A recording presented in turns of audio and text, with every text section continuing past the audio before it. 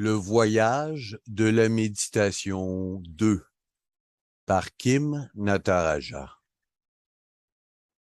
La semaine dernière, nous avons évoqué ce qui pouvait nous arriver durant notre voyage de méditation. Nous commençons avec enthousiasme.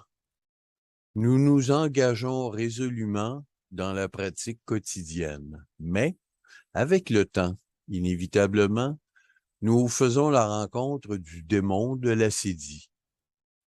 Nous commençons à ressentir ennui et agitation, comme si nous rentrions dans le désert.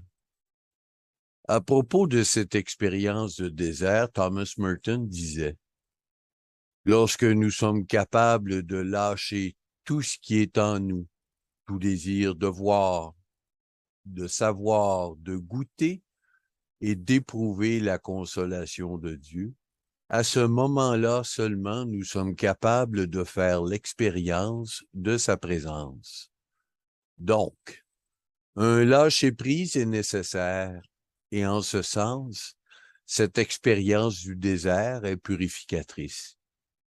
C'est un défi de dépasser notre égocentrisme et de méditer sans attendre de récompense, sans savoir où l'esprit nous mène, de méditer même si nous sommes assaillis par de profondes distractions. Dès lors que nous continuons malgré tout à nous asseoir fidèlement pour pratiquer, nous finirons par briser toute résistance et nous parviendrons à la vraie connaissance de soi, purifié et plus fort. En ce sens, le désert est aussi notre chemin vers la terre promise, car comme le dit Évagre, le père du désert, aucun autre démon ne s'attache au pas du démon de l'acédie, mais un état de paix profonde et de joie inexprimable succède à cette lutte. Cette paix profonde et joie inexprimable, les pères et mères du désert l'appelaient apatheia, impassibilité, un calme profond et imperturbable. L'état d'une âme véritablement guérie.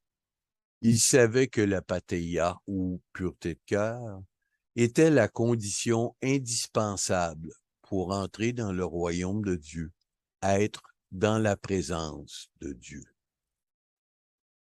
Ce que les pères cherchaient avant toute chose était leur vrai soi dans le Christ. Et pour le trouver, ils devaient rejeter complètement le faux moi, fabriqué sous la pression sociale du monde. Thomas Merton. Notre vrai soi en Christ brille quand le flot des pensées et des sentiments s'est calmé, quand les masques revêtent l'ego et les fausses images de soi sont tombées et que les émotions sont purifiées. Nous nous connaissons alors comme enfants du Christ, faits à l'image et à la ressemblance de Dieu. Ce calme, cette félicité, cette paix et cette joie sont en même temps conscience parfaite, vigilance intense, alors nous sommes pleinement vivants. À cette étape succède l'étape finale de l'agapé, l'expérience la plus élevée, un sentiment d'unité et de conscience de l'amour universel et inconditionnel de Dieu.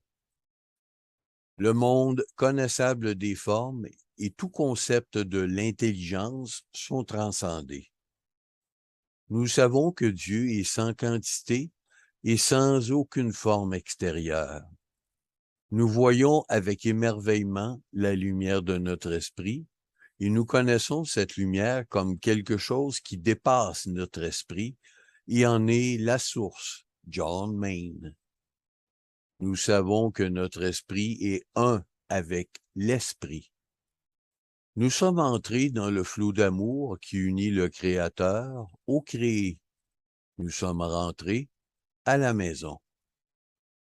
L'homme doit d'abord être rendu à lui-même, afin qu'après avoir édifié en lui-même comme un tremplin, il puisse s'élever et être porté jusqu'à Dieu. Saint Augustin.